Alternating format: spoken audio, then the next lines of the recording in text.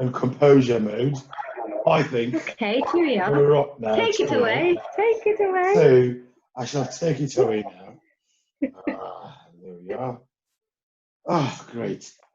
So yeah. So Cathy, my yellow friend. Hey. Welcome back. Oh, thank you for having me. Hi, please. Hi, please. Hi, please. So we had this lovely intro, a rather lovely teaser, and we haven't followed through yet, partially because we had some technical difficulties, in the studio. But now we're here, and I'd like to pick up where we left. I believe you can hear me clearly. Yes, I can. Lovely, lovely, lovely, and the light is good enough. You can see me. Perfect. My greatness. Excellent, yeah. excellent. So good to see you.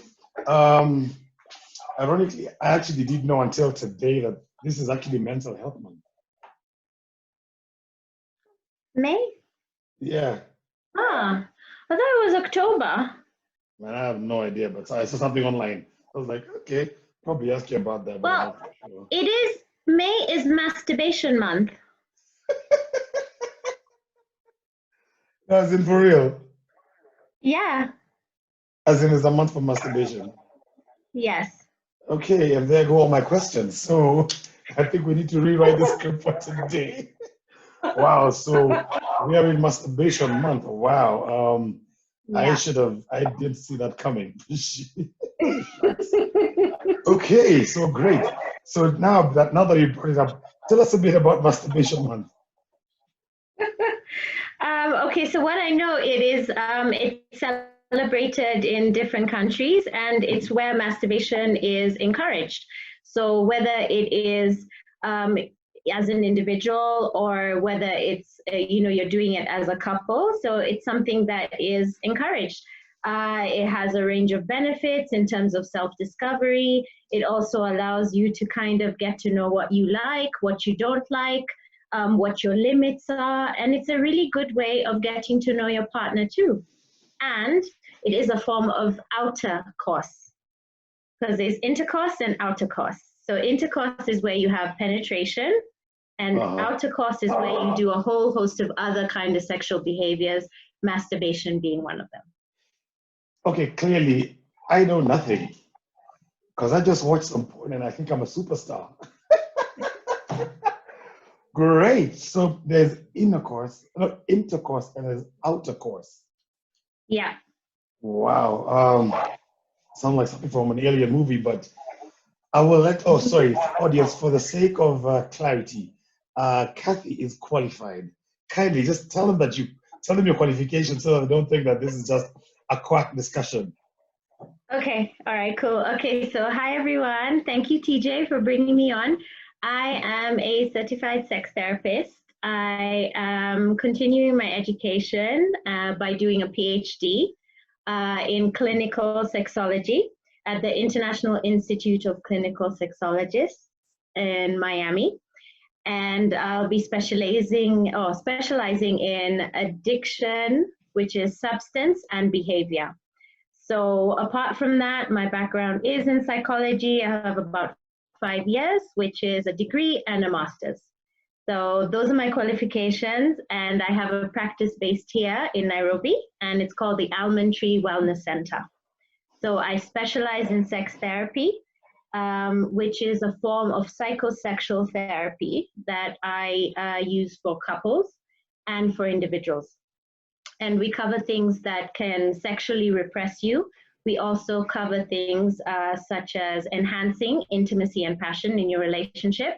So it doesn't mean you have to be unwell or not okay or not performing sexually to see a sex therapist. So we host a whole load of work. The other thing is that I advocate for mental health. I also believe your sexual health is too, it's really, really important. So apart from mental health, sexual health is also important. Sexual expression is really important. And being sex positive, I do not advocate for specific kind of sexual behaviors. I give the information, and you as an individual choose what is best suited for you as an individual or as a couple. Oh, cool. Wow. Okay, so there you have it, ladies and gentlemen. This is not a quack session. This is the real deal. She's going to be a Mhm. doctor in all things sex. I'm telling you, that's a job I could never do, man. I mean, I think of it, I mean, definitely mental health and sex health, I mean, come in hand. I mean, at the end of the day, Mm. everything starts from, the brain. They always say that dudes were more physical beings, and we see first, visualize, and then that gets translated sexually. I guess even women, it's the same thing anyway. So there has to be a bit of psychology behind it, because you don't just, Mhm. there's some people you see and you go like, oh wow, Mhm. and then everybody you see they're like, Yeah. yeah, another man's meat is another man's meat. So you need to have the whole understanding of how the whole thing works. And for Yeah. me, uh, just going to take this from a layman's perspective because you're clearly going to take us to school in a bit. But I just want to understand. So why did you decide to go with sex therapy? Mm. Okay. Well, gosh, it's a okay. I'm gonna try and be very brief so that I don't because I can talk for days. We don't Okay. want that. Okay. So I think one of the things that interested me is in sex therapy is because sex is really important in any romantic partnership. Mhm. It's kind of been overlooked, especially when you do premarital counseling. They Yeah. don't really go into it so much. Yeah. So Yeah. sometimes you find that because you haven't talked about sex or what you like or what you don't like, what are your limits? You then come into a marriage or a relationship where things are being introduced and you're like, oh my God, I'm not sure I really like that. But by Yeah. then, you've already invested a future, time, lots of other things with this other person, and you've grown to have feelings for them. And sometimes you can have things like mismatched libidos. How do you deal with that? I mean, in the country that we live in, polygamy is something that's acceptable. Is that something that you talked about? What would Yeah. you feel like if you were the woman in the relationship and your husband decided to bring in a second person or a third person into the marriage? What would that be? And Okay. because of kind of seeing lots of people go through trouble in relationships, Yeah. I have certainly had my own, and kind of thinking how I can contribute to that and how I can help people Okay. without using just my personal perspective, but Mhm. kind of getting the education and the know-how to be able to help people in that area. So why sex therapy? Why not? Okay. Cool. But the other question I've got within just the layman's understanding of the psychology behind sex therapy or the psychology Mm-hmm. behind our sexual drives and our sexual thoughts. Why is Yeah. it that you can look at one person and be like, yeah, and sometimes it's a two-way thing where you see a person, she sees you, and you go like, yeah, definitely have a piece of that chocolate. And then there's other times when you go like, yeah, not happening. What's the layman's understanding Mm-hmm. behind that? Other than Mm-hmm. just we're in the pub, we're drunk, she looks good, and the drunker you get, the hotter she looks. Then you're like, yeah, I think I'm gonna try and cheap on that tonight. And you know what? That's how we meet people. There's a whole science to attraction and how it works. And there was a study done in terms of so what they did is they got a group of women and Mm, they rated. So they gave pictures of different men. yeah, Okay, I think it was can't remember. I think it was 3 or 4 different men, okay, and they asked them to rate them from 1 to 10. yeah. So let's just take one example. So there's one particular guy, he was rated in terms of attractiveness at a Mm. 4, Oh, out okay? of 5, Out of 10, out of 10. okay? Okay. Yeah. So then what they did to this guy is they added his salary, okay? Mm, mm, Yes. And then they asked ladies to kind of rate them again. And uh, then he got a higher score based on his salary. okay. Yeah. So money can buy you sex. Okay, not love, but sex. Well, Yeah, there is an attraction that's based on that. And you know, there's a whole study is on YouTube. And what I will do is after this, I will send you the link to it so that if people want to refer to it, they can. So remember, and I think one of the things to kind of point out here is research into human sexuality. Mm-hmm. It's not always something that is funded easily. So what you find is that a lot of people might not, or you know, companies in terms of grants, it will not be there. So money is not readily available, and it's still a very much a growing field. So have we done enough research as sexologists? Probably not. Are we going to do more? Definitely. And that's one of the reasons why more sex therapists who are moving into, you know, to do a doctorate is a really good thing.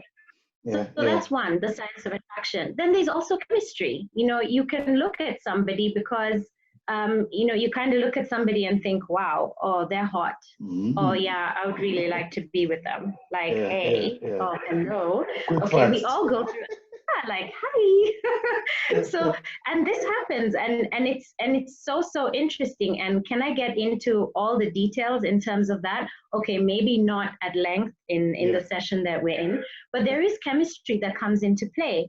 And then remember, we're also, and there was also another study that was done where they got men and women to stand opposite each other. They took away all cues. So they removed the fact that you can see hair, okay? And they put them kind of like in bodysuits, okay? So kind of covered like this. And then each person would have been already previously rated with either, you know, from 1 to 10 in terms of level of attractiveness. And then they would stand opposite each other. And then they were given the choice to move towards a person that they felt that they, you know, that they could be attracted to. And one of the things that people found is that if you're a 4, you would always go towards somebody who's a 7. So you'd always go towards somebody who is more attractive than you are.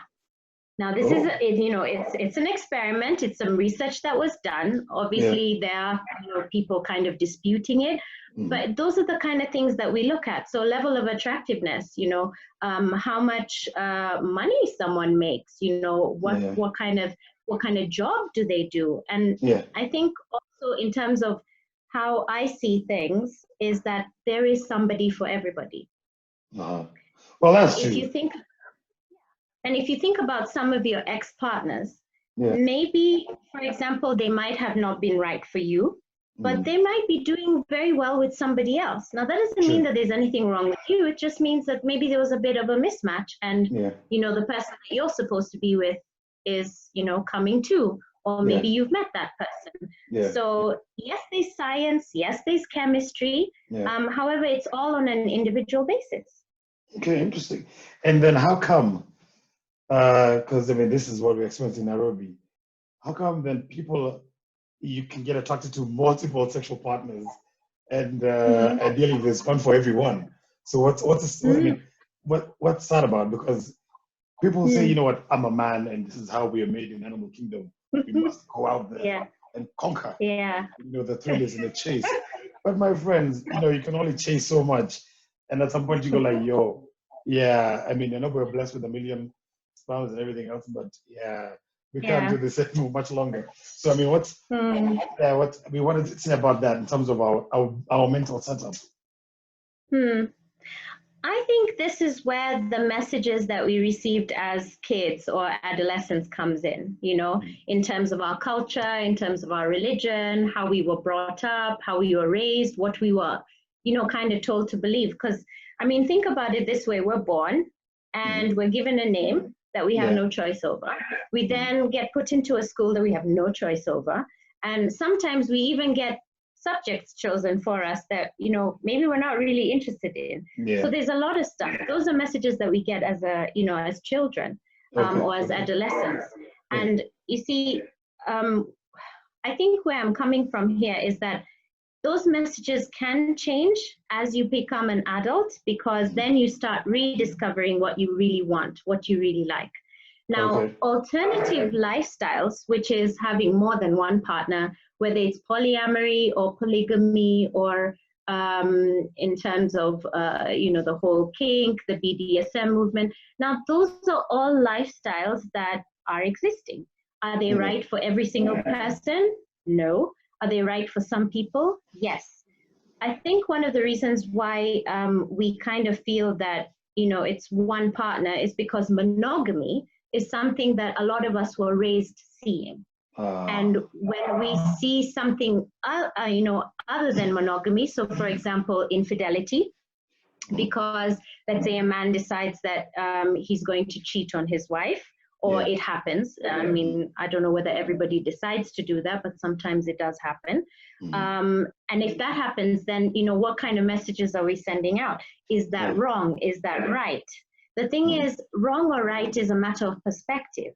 Now, there is the moral, the moral attachment to it. But remember, monogamy means that you and your partner are exclusive to each other. Now, if you're practicing something alternative to that, then you agree on it. And there are lifestyles that will agree on that. So, for example, polygamy or polyamory, these are all things that can be done. How we look at it, it's a matter of perspective. It goes from individual to individual.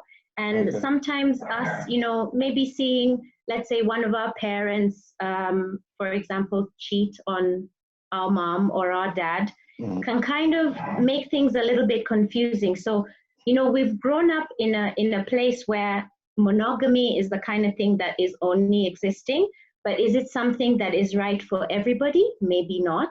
And exploring to see whether that's something that you want to do or not want to do is something we can do as adults, not so much as kids. Okay, cool. And then back to the question of the kink and the different lifestyle options that people have in there. So, right now there's, those days it used to be, I remember watching my first porn and it was in a VHS tape. And that tape, how, you're there in the house and you make sure the curtains are drawn. It's during the day though, the curtains are drawn. And you're there with like 10 of your homies, put it in and you're watching it. And then there's one girl who's just looking outside the curtain to make sure that the folks aren't coming home. And that's the time when the electricity decides to disappear. And the tape gets caught in there. But that was the first exposure, as opposed to nowadays when there's a lot of stuff you can Google online.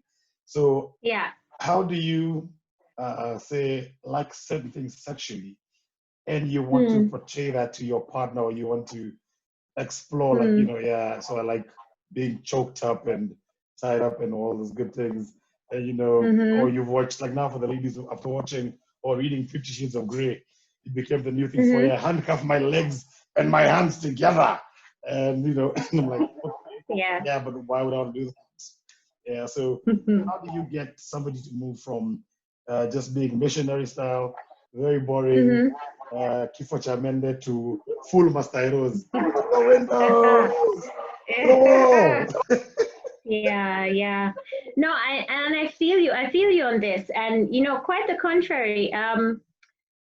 Missionary can be an amazing way to connect with your partner. Now, I know it seems as if it's boring, or it gets that because of, in terms of how much you participate or how much both partners are present.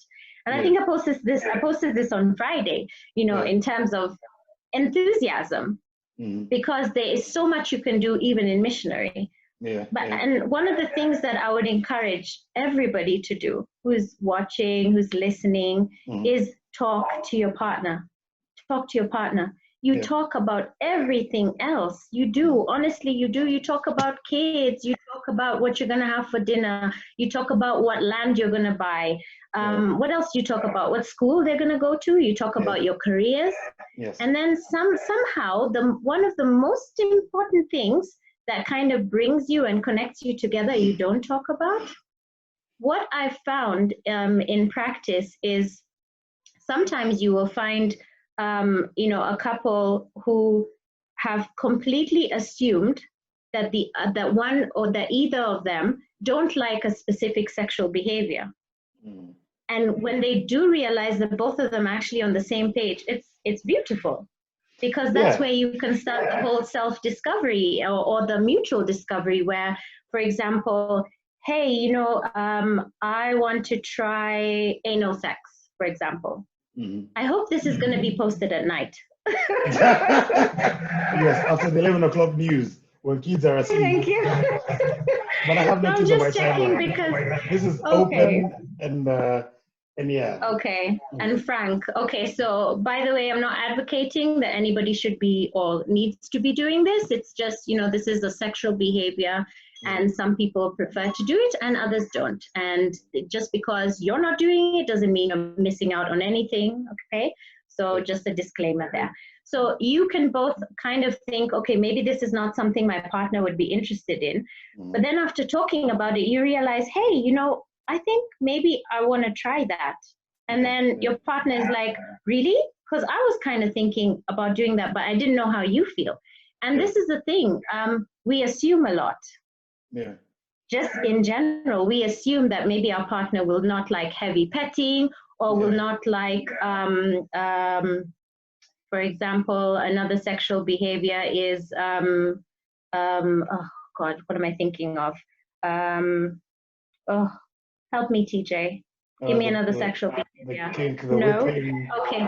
Yeah. So for example, yeah, you can be into kink, or you can be into BDSM, or for example, you're very big on oral sex. That's something that you enjoy doing, but you're kind of thinking that your partner might not be interested in doing that. And there are loads of things that you can do. The range of sexual behaviors outside of intercourse are so vast.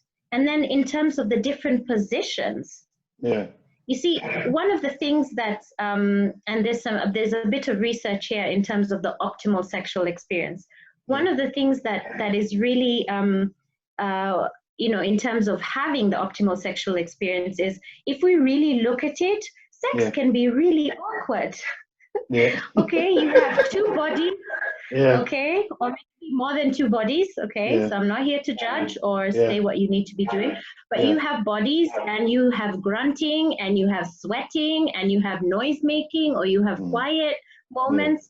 And sometimes this is awkward because, if you were to just have an audio and listen to it, it's pretty awkward. So imagine being in the position where you're talking to your partner about it, and you're in this middle of this sexual activity where you guys are making out, and it's awkward, and you find a way of laughing about it. Can you imagine how easy it would be? Okay, we're trying to do this position, and I don't know, maybe you're trying doggy style, for example, and then things don't work really well because maybe you're mismatched in terms of maybe your partner is very tall and you're quite, you're shorter, so you have to kind of adjust.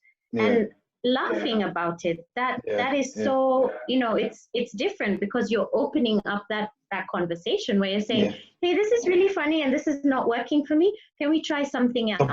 Let's try something else, because there are lots of other positions that you can do, and it's trial and error, and it's discovering each other and finding out what suits you guys, not necessarily what you see by watching porn, because remember, porn, okay, one video that's maybe 20 minutes took a day of shooting. 1 day. It's not for real? Oh my God. It does. It takes a while to get the perfect scene. I mean, okay, think about us. This is the second time that we're trying to, record this, and we had technical issues. So can you imagine shooting porn? You can be in a position where one partner is not ready, and maybe we need to get the lubricant going, and then maybe the male partner is like, oops, okay, I've lost my erection, so I need a bit of time to get that going. And so these are the things that happen. So what you see is a finished product of time. So you thinking that, what, I'm going to watch this porn and then I'm going to go and replicate that in the bedroom, doesn't always work. But you know what, talking about it, and I'm not saying that it might not work for everybody. Hey, you might be a maestro and watch porn and go there and just be like, I'm going to nail this. You do. And it's great. Go ham. Okay, that happens. But it doesn't work for everybody. And if it doesn't work for you, it doesn't mean that there's something wrong with you. It really doesn't.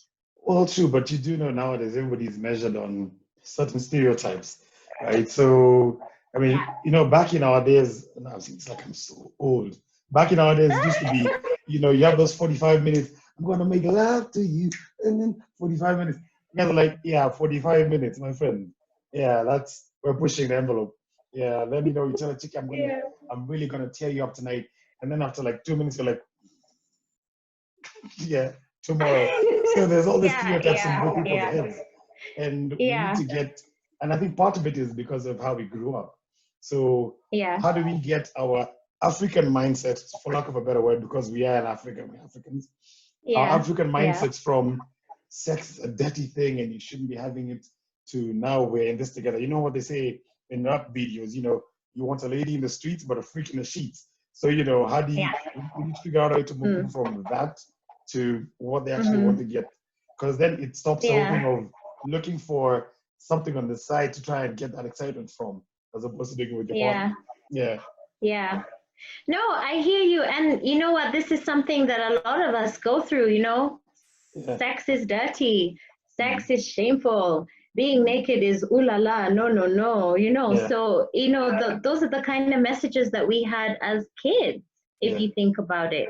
That Mm-hmm. is our sex education. Those Yes. are the information, the messages that we got. Is Yeah. there anything wrong with sex? No, No. there Okay. isn't. It's a form of self-expression. It's used for pleasure. Yeah. It's used for, and this is with the advent of the pill. And this happened in 1966 when the Mm-hmm. birth control pill was invented. Mm-hmm. Sex stopped being just about procreation and it became about pleasure too for women. So, and you see, the thing is, yes, this came from another continent, for Yeah. example. Yeah. However, we're all sexual beings. Mm. True. We True. are. True. We're really we are sexual beings. We need to be able to express ourselves. That's how we express love. And Mm. think about it. We've been having kids for centuries. Yeah. Exactly. So I'm sure that the experience can be pleasurable too. Yeah. True that. True that. True that. And I mean, because I don't want to let this overrun too long, I'm just gonna have No worries. we're gonna break this down into different sessions, but for the sake of this to not extending too long, I was just gonna say so. Right now, we're stuck with this. We're stuck with our people in a good way, Yeah. and it's a time to come Yeah. together and like get your kink on or get your get your groove back, for lack of a better word. Yeah. I mean, so what 2 or 3 sentences would you tell guys out there for this particular period of time to rekindle the loin flame, for lack of a better word? That just sounds so African and crude. Mm. How do you get them to get back to being nice and all sensual and in love and wanting to Yeah. just have each other all over the house everywhere? Yeah. Okay. So one thing, bonding. Okay. You can never get enough bonding. Bonding can be through sexual activity and it can be through other activity. Remember, there's eight different types of intimacy. Sexual intimacy is just one. Okay. So you can bond. I want to challenge you guys, do a 30-day bonding kind of exercise where each and every single day you bond with your partner outside of taking your clothes off. Because you see, what that does is it builds that connection, solidifies whatever the relationship that you have, and then allows you to then transmute that to when you have no clothes. Okay. Ooh. There's a fellow sex therapist of mine called Maggie. She's brilliant as well.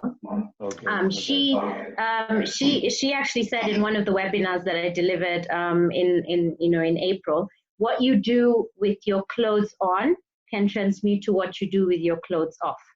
So if you have that connection, you can start doing that. So 30 days of bonding outside of sexual activity. Okay. You can do hugging. You can decide whether you're going to kind of sync your breathing together. You're going to decide whether you're going to have eye gazing sessions. You can do that. The other thing is 30 days of sex. Okay. I like so that in the one. Next 30 days, Yeah. I'm in. So 30 days. High five. So 30 days of sex. So the next 30 days, plan what you guys are going to do together as a couple and try different things. enhance the intimacy and the passion that you already have by trying something new. Take sex out of the bedroom. Find a way whether there's something that you need to talk about. Try a different position. You can do this together as a couple. Remember, this is planning, so it's going to keep you busy, and then you're going to anticipate it. If you need to make time for it, put it in your Google calendars. Send your partner an invite and say, hey, I want to get freaky tonight, and 7 p.m., let's meet in the bedroom, or you know what, let's meet at the dining table or in the kitchen, or wherever you do it. But you know, try and get out of the bedroom. And maybe one other thing is plan a bucket list as a couple. There are so many things you guys can do, so many activities. This, you know, this is a trying time for everybody. So to try and keep things positive, plan on what you guys are going to do as a couple for the next 6 months post-COVID. What are you guys going to do? There's so many things you can do. And I'm challenging you guys to do it. No, we shall definitely. I'm starting with a 30-day sex challenge, though. We can hold hands after that. But at the same time, I think we should probably explore the different topics that's around this. I guess we can tackle each one by one, probably each week. I don't know how, but we'll figure it out. And at the same time, I think we should get Maggie on as well. We can have a threesome. I mean, we can have a three of us having a recording on this. We'll talk to her about this. She's probably going to watch this video anyway. So Maggie, if you're watching. So let's cut it off there for now, just because of time. But once again, thank you very much for your insights, your wisdom. We wish you well in your PhD as you study. We'll send you success cards when that is.